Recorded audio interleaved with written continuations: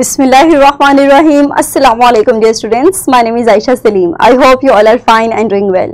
Today we are going to revise this chapter and we will revise the key concept that we discussed in our previous lectures. But revise करने से पहले हम अपनी एक activity को perform करेंगे, एक रोल प्ले एक्टिविटी। और इस एक्टिविटी को परफॉर्म करने के लिए आप अपनी क्लास के अंदर एक डिफरेंट ग्रुप्स बनाएंगे और उन ग्रुप्स के अंदर हम रोल्स को डिवाइड करेंगे। एक स्टूडेंट रोल प्ले करेगा हमारे पास किंग या क्वीन का, और बाकी स्टूडेंट पर्सनल एडवाइजर्स का रोल प्ले करेंगे, जो मे बी फिटनेस इंस्ट्रक्टर और डॉक्टर और मदर, और जो रिमेनिंग स्टूडेंट्स हैं वो शेफ का रोल प्ले करेंगे। और इस एक्टिविटी को परफॉर्म करेंगे। परफॉर्म करने के बाद जो किंग एंड क्वीन है वो अपना पर्सनल शेफ हायर करेंगे। So for this activity quickly make a group in your class so that we can complete it. Dear students, हमारे पास जितने स्टूडेंट्स जिनको शेफ का रोल दिया गया है उनका टास्क ये है कि वो डिफरेंट मील्स को प्रिपेयर करेंगे, उनके टेस्ट और उनके न्यूट्रिशनल वैल्यू को किंग या क्वीन को एक्सप्लेन करेंगे कि उन्होंने अपना वो खाना, अपनी वो डाइट क्यों प्लान की है, और इस प्लान को बताने के बाद हम अपने नेक्स्ट स्टेप की तरफ मूव करेंगे। So quickly share your recipes with the king और the queen. Very good. In the next step हमारे पास जो एडवाइजर्स हैं, जो कि may be a mother, fitness instructor, या फिर हमारे पास जो डिफरेंट एडवाइजर्स हैं, वो उस खाने के ऊपर बहसो मुबासा करेंगे, उस मील के ऊपर बहसो मुबासा करेंगे, उसको बताएंगे कि आइधर इसके ड्रॉबैक्स या इसके ह्यूमन के हेल्थ के ऊपर इसके जो साइड इफेक्ट्स हैं या इसके नुकसानात हैं वो क्या हो सकते हैं, या उसके फवाइद क्या हो सकते हैं। Very good. मजीद हम अपनी इसी प्रेजेंटेशन की बेस पे, जो कि वो शेफ्स और वो एडवाइजर्स डिस्कस करेंगे, उस बेस पे किंग या क्वीन अपने शेफ को हायर करेगी। और वो जो हायरिंग है हमारी वो इस तरह से होनी चाहिए कि आप फुली सेटिस्फाइड हों कि आप जो शेफ हायर कर रहे हैं उसका मील, प्रिपेयर्ड मील न्यूट्रिशनल हिसाब से, न्यूट्रिशन के हिसाब से और टेस्ट के हिसाब से, दोनों एतबारों से बेहतर होना चाहिए। सो डियर स्टूडेंट्स, ये थी हमारी एक्टिविटी जिसके अंदर हमने अपने एक किंग या क्वीन ने अपने पर्सनल शेफ को हायर किया। नेक्स्ट हम अपने चैप्टर को रिवाइज करते हैं कुछ एक्टिविटीज के जरिए। सबसे पहले तो आप अपनी वीडियो को कुछ देर के लिए पॉज कीजिए और डाइटरी गाइडलाइंस को ध्यान में रखते हुए इस एक्टिविटी को सॉल्व कीजिए। Very good. Now quickly solve this worksheet by writing down the nutrient deficiency and by completing this table आपको एक टेबल के अंदर, एक बॉक्स के अंदर न्यूट्रिएंट लिखना है, जबकि दूसरे बॉक्स के अंदर आपको न्यूट्रिएंट दिया गया है, आपको उसकी डेफिशिएंसी के बारे में, उसकी डिसऑर्डर के बारे में लिखना है। Very good. नेक्स्ट हम मूव करते हैं अपनी नेक्स्ट एक्टिविटी की तरफ। आप इसका टेबल को कंप्लीट कीजिए by writing down the sources of these constituents. Very good. Let's revise our lecture.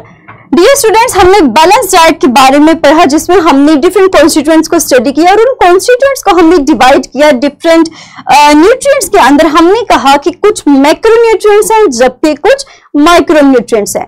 Macronutrients हमने बताया कि कार्बोहाइड्रेट, प्रोटीन और लिपिड्स हैं, जिनकी केमिकल कॉम्पोजिशन को अगर हम डिस्कस करें तो carbohydrate is made up of carbon, hydrogen and oxygen. Whereas अगर हम प्रोटीन की बात करें तो वो अमाइनो एसिड से मिलकर बनते हैं, जिनको हमने कहा कि they are the building block of protein. मजीद हम लिपिड के बारे में बात करें तो they are made up of fatty acid and glycerol. मजीद अगर हमारी बॉडी के अंदर कार्बोहाइड्रेट की बात हो तो dear students, we consider carbohydrate as the fuel to our body and because they provide us with instant energy. और अगर इनकी डेफिशिएंसी होगी तो हमारी बॉडी के अंदर डिफरेंट डिजीजेस, डिसऑर्डर्स हो सकते हैं, फॉर एग्जांपल हाइपोग्लाइसीमिया। इसी तरह अगर हम प्रोटीन की बात करें तो हमारे पास इसकी ये इम्यूनिटी प्रोवाइड करती है, और अगर प्रोटीन की डेफिशिएंसी होगी तो क्वाइशरकॉल, इस तरह की डिजीजेस हमारी बॉडी के अंदर हो सकती हैं। नेक्स्ट हम मूव करते हैं लिपिड्स की तरफ। लिपिड्स हमारी बॉडी के अंदर एक लेयर की फॉर्म में डिफरेंट वाइटल ऑर्गन्स को प्रोटेक्शन प्रोवाइड करता है, और अगर हमारी बॉडी के अंदर इसके डिफरेंट सोर्सेज भी हैं और अगर ये नहीं होगा तो ये जो प्रोटेक्शन का हमारा एक एलिमेंट है ये खत्म हो जाएगा। मजीद हमारे पास जो माइक्रोन्यूट्रिएंट्स को डिस्कस करें तो उसके अंदर मिनरल्स और विटामिन्स आते हैं एंड फाइबर्स। अगर हम मिनरल्स की बात करें तो हमारे पास बहुत से सोर्सेज हैं मिनरल्स के, और अगर हम डेफिशिएंसी की बात करें तो deficiency of minerals causes anaemia, whereas the deficiency of vitamins causes a disease that is known as scurvy. और ये विटामिन्स नेसेसरी होते हैं हमारे इम्यून सिस्टम के लिए। हमने विटामिन्स की बहुत सी अकसाम को स्टडी किया और हमने देखा कि हमारे पास कुछ विटामिन्स ऐसे हैं जिनकी डेफिशिएंसी नाइट ब्लाइंडनेस कॉज करती है, कुछ की डेफिशिएंसी रिकेट्स को कॉज करेगी, और कुछ जो बोन्स और टीथ को वीक करेगी, क्योंकि ये इनकी भी ग्रोथ के लिए या इनकी मजबूती के लिए बहुत जरूरी होते हैं। नेक्स्ट हमने डिस्कस किया वाटर को, जिसके बारे में हमने कहा कि water is not considered as a constituent of the balance diet, लेकिन अगर आपकी बॉडी के अंदर वाटर मौजूद होगा तभी आपकी बॉडी के अंदर प्रॉपर डाइजेशन एंड एक्सक्रीशन जैसे प्रोसेसेस होंगे। In the absence of water आपको बहुत सी सिम्टम्स, अलामात, बहुत सी मुश्किलात हो सकती हैं। फॉर एग्जांपल डिहाइड्रेशन हो गया, हेडेक हो गया, या स्किन का पेल होना हो गया। तो ये तमाम चीजें हमारी एसोसिएटेड हैं with the presence of water. और इसकी जो मेजर हमारे पास एक डिसऑर्डर की फॉर्म में, डेफिशिएंसी की फॉर्म में सामने आएगा वो है डिहाइड्रेशन। नेक्स्ट हमारे पास है ये जो लिपिड्स की डेफिशिएंसी थी, दैट कॉजेस स्केली डर्मेटाइटिस। ये तमाम डेफिशिएंसीज, ये तमाम कॉन्स्टिट्यूएंट्स, इनके सोर्सेज एंड इनकी कॉम्पोजिशन को हम डिटेल में अपने पिछले लेक्चर के अंदर स्टडी कर चुके हैं। मजीद ये स्टूडेंट्स हमारे पास आते हैं फाइबर्स जो that are necessary to regulate the bowel movement, और हमने इसके भी सोर्सेज और इसके भी एग्जांपल्स को स्टडी किया था।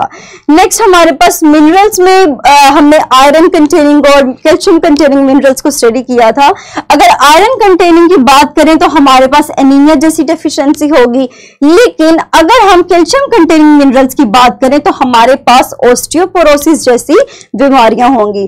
तो ये तमाम जो चीजें हैं ये हम अपने लेक्चर्स के अंदर स्टडी कर चुके हैं, इनके डिसऑर्डर्स को स्टडी कर चुके हैं, और मजीद हम इनके सोर्सेज एंड डिफरेंट कॉन्स्टिट्यूएंट्स की कॉम्पोजिशन को भी स्टडी कर चुके हैं। तो मुझे उम्मीद है कि आपको ये चैप्टर क्लियर हो चुका होगा।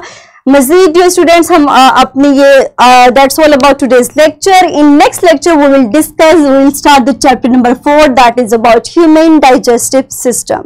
सो take care of yourself, thank you very much and अल्लाह हाफिज।